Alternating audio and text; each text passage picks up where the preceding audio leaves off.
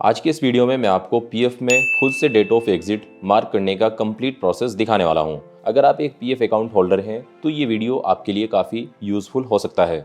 जब आप अपनी पुरानी कंपनी को छोड़ के कोई नई कंपनी ज्वाइन करते हैं तो पुरानी कंपनी का पीएफ आपको ट्रांसफ़र करना होता है और ट्रांसफ़र करने से पहले आपको डेट ऑफ एग्जिट डालनी होती है। बिना डेट ऑफ एग्जिट को मार्क किए आप अपनी पुरानी कंपनी का पीएफ करंट आईडी में ट्रांसफ़र नहीं कर सकते हैं। या फिर अगर आप कंपनी छोड़ने के बाद अपना पूरा पीएफ विड्रॉल करते हैं तो उसके लिए भी आपकी मेंबर आईडी में डेट ऑफ एग्जिट मेंशन होनी चाहिए। उसी के बाद आप फाइनल पीएफ विड्रॉल करने के लिए एलिजिबल होते हैं। तो कुछ केसेस में कंपनी छोड़ने के बाद आपके एम्प्लॉयर ही आपकी डेट ऑफ एग्जिट को मार्क कर देते हैं, लेकिन अगर आपके एम्प्लॉयर आपकी डेट ऑफ एग्जिट नहीं डालते हैं तो आप ऑनलाइन खुद से भी अपनी एग्जिट डेट को डाल सकते हैं। लेकिन आप खुद से अपनी डेट ऑफ एग्जिट डालने के लिए तभी एलिजिबल होते हैं जो आपका लास्ट कॉन्ट्रीब्यूशन है जब उसको जमा हुए 2 महीने कंप्लीट हो जाते हैं। तो इस वीडियो में मैं आपको खुद से date of exit online mark करने का 2023 का एकदम लेटेस्ट प्रोसेस दिखाने वाला हूं। तो चलिए शुरू करते हैं।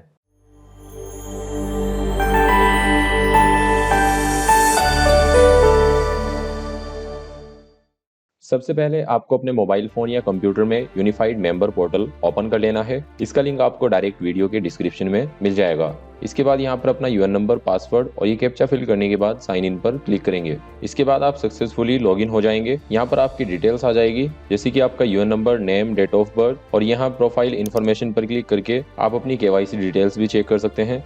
तो एग्जिट डेट मार्क करने से पहले आपको अपनी सर्विस हिस्ट्री चेक करनी है। तो यहाँ व्यू पर क्लिक करेंगे। इसके बाद यहाँ सर्विस हिस्ट्री, इस पर ओके करेंगे।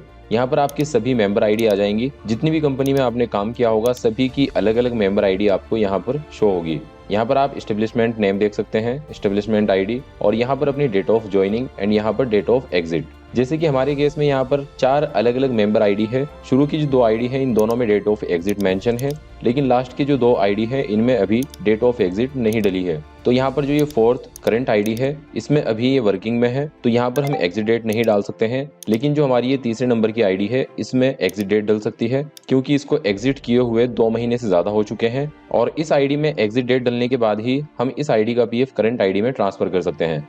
तो इस तरह से आप सर्विस हिस्ट्री में अपनी ज्वाइनिंग डेट और एग्जिट डेट चेक कर सकते हैं। इसके बाद एग्जिट डेट डालने के लिए यहाँ मैनेज पर क्लिक करेंगे। इसके बाद यहाँ मार्क एग्जिट, इस पर ओके करेंगे। अब यहाँ पर आपको सिर्फ वही आईडी शो होगी जिस आईडी में आपकी एग्जिट डेट मेंशन नहीं होगी। जैसे कि यहाँ पर देखिए हमें सिर्फ 2 आईडी शो हो रही है। तो पहले मैं आपको देखिए करंट आईडी सिलेक्ट करके दिखाता हूँ जो अभी रिसेंट में जिसमें काम किया जा रहा है। तो जैसे ही हमने करंट आईडी को सिलेक्ट किया है तो यहाँ पर देखिए एक एरर आ चुका है, date of exit can only be updated after 2 months of last contribution made by the employer. तो जो आपका लास्ट कॉन्ट्रीब्यूशन जमा किया जाता है उसके 2 महीने के बाद ही आप अपनी एग्जिट डेट मार्क कर सकते हैं। तो हमें यहाँ पर दूसरी वाली जो आईडी है इसमें एग्जिट डेट मार्क करनी है। इसमें 2 महीने से ज्यादा हो चुके हैं इस कंपनी को छोड़े हुए, तो इसको सिलेक्ट करेंगे। तो उस आईडी को सिलेक्ट करने के बाद देखिए यहाँ पर कैलेंडर आ चुका है और यहाँ कैलेंडर से अब हम अपनी एग्जिट डेट सेलेक्ट कर सकते हैं। तो यहाँ पर आपको बाय डिफॉल्ट कैलेंडर में सिर्फ वही मंथ शो होगा जिस मंथ का आपका लास्ट कॉन्ट्रीब्यूशन जमा किया गया होगा। तो इस आईडी में अगस्त 2019 में लास्ट कंट्रीब्यूशन जमा किया गया था, तो यहाँ पर अगस्त 2019 का जो कैलेंडर है वो ओपन हो चुका है। जैसे कि हमारे केस में यहाँ पर 26 अगस्त को एग्जिट किया था। यहाँ पर डेट को रिसेलेक्ट करेंगे 26 अगस्त। तो जिस डेट में भी आपने अपनी कंपनी को एग्जिट किया है वो डेट आप यहाँ पर सिलेक्ट कर लेंगे।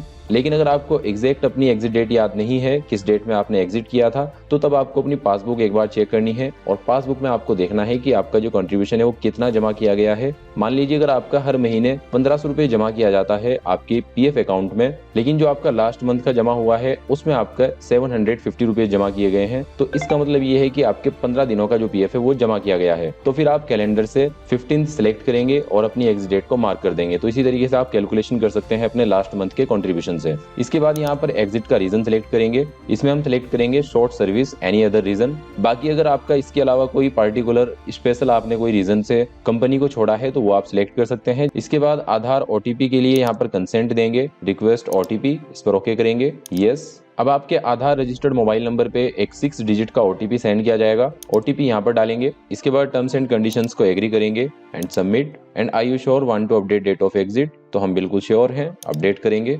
And boom, date of exit updated successfully. हमारी date of exit successfully update कर दी गई है, ओके करेंगे। यहाँ पर date of exit seeding history, आपने कौन सी डेट में एग्जिट डेट मार्क की है और कौन सी डेट मार्क की है, किस रीजन से मार्क की है, वो सारी डिटेल्स भी आपकी यहाँ पर शो हो जाएगी। तो यहाँ व्यू पर क्लिक करेंगे, सर्विस हिस्ट्री में जाके भी आप चेक कर सकते हैं। तो यहाँ पर आप इसमें देख सकते हैं कि हमारी डेट ऑफ एग्जिट 26 अगस्त 2019 अपडेट हो चुकी है। इसके बाद हम इस आईडी का पीएफ करंट आईडी में ट्रांसफर कर सकते हैं। एग्जिट डेट डलने के बाद आप एलिजिबल हो जाते हैं फिर अपना पीएफ ट्रांसफर करने के लिए। तो ये कंप्लीट प्रोसेस है। इस तरह से आप अपनी किसी भी कंपनी की मेंबर आईडी में ऑनलाइन ही डेट ऑफ एग्जिट को इंस्टेंट मार्क कर सकते हैं। इसके लिए आपको कंपनी से कहने की या फिर कंपनी के अप्रूवल की जरूरत नहीं पड़ती है। उम्मीद करता हूँ कि वीडियो आपके लिए काफी यूजफुल रहा होगा। अगर वीडियो पसंद आया है तो लाइक, शेयर और चैनल को सब्सक्राइब जरूर करें। बाकी इस वीडियो से रिलेटेड कोई क्वेश्चन या कंफ्यूजन है तो आप कमेंट करके पूछ सकते हैं।